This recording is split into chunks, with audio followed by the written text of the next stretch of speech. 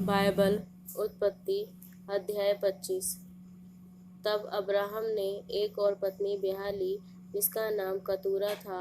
उससे Zimran, योक्षान, Madna, मिज्ञान, Ishbak और Shuah उत्पन्न हुए।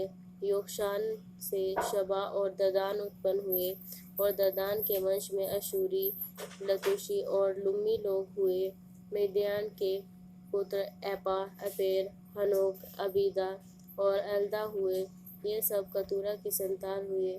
इसहाक को तो अब्राहम ने अपना सब कुछ दिया, पर अपनी अकेलियों के पुत्रों को कुछ कुछ देकर अपने जीते जी अपने पुत्र इसहाक के पास से पूर्व देश में भेज दिया।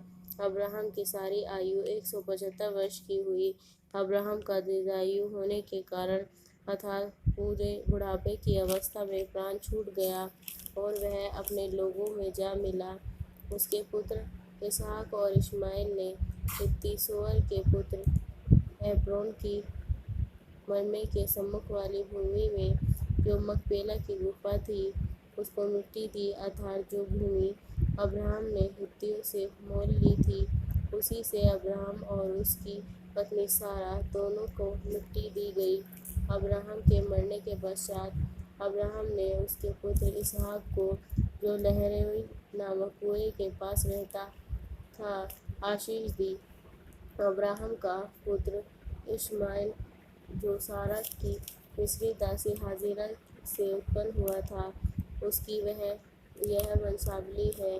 और इश्माएल के पुत्रों के नाम और वंशावली यह है, अर्थात इश्माएल का जेठा पुत्र नबायोत, फिर केदार, अदबेल, मिबशाम, मिश्मा, दूमा, मस्सा, हदर, तेमा, यतूर, नापीश और केदमा।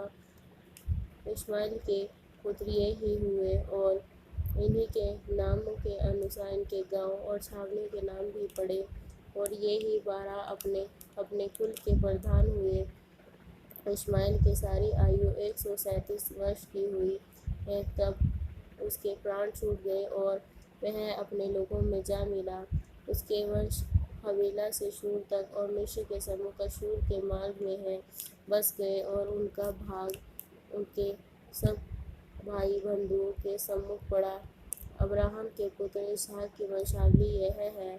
अब्राहम से इसहाक उत्पन्न हुआ और इसहाक ने 40 वर्ष का होकर रिबका से, जो पद्दनराम के वासी अरामी बतूएल की बेटी और अरामी लाबान की बहन थी, विवाह कर लिया। इसहाक की पत्नी बांझ थी, इसलिए उसने उसके निमित्त यहोवा से विनती की और यहोवा ने उसकी विनती सुनी। इस प्रकार उसकी पत्नी रिबका गर्भवती हुई। उसके लड़के गर्भ में आपस में लिपटकर एक दूसरे को मारने लगे। तब उसने कहा, मेरी जो ऐसी ही दशा रहेगी तो मैं कैसे जीवित रहूँगी। और वह यहोवा की इच्छा पूछने को गई। तब यहोवा ने उससे कहा, तेरे गर्भ में 2 जातियाँ हैं और तेरी कोख से निकलते ही 2 राज्य के लोग अलग अलग होंगे और एक राज्य के लोग दूसरे से अधिक सामर्थी होंगे और बड़ा बेटा छोटे के अधीन होगा। जब उसके प्रसव का समय आया तब क्या प्रकट हुआ कि उसके गर्भ में जुड़वा बालक है। पहला जो उत्पन्न हुआ वह लाल निकला और उसका सारा शरीर कंबल के समान रोममय था, इसलिए उसका नाम एसाव रखा गया। पीछे उसका भाई अपने हाथ से एसाव की एड़ी पकड़े हुए उत्पन्न हुआ और उसका नाम याकूब रखा गया। जब रिबका ने उसको जन्म दिया तब इसहाक 60 वर्ष का था। फिर वे लड़के बढ़ने लगे और एसाव तो वनवासी होकर चतुर शिकार खेलने वाला हो गया, पर याकूब सीधा मनुष्य था और तंबुओं में रहा करता था।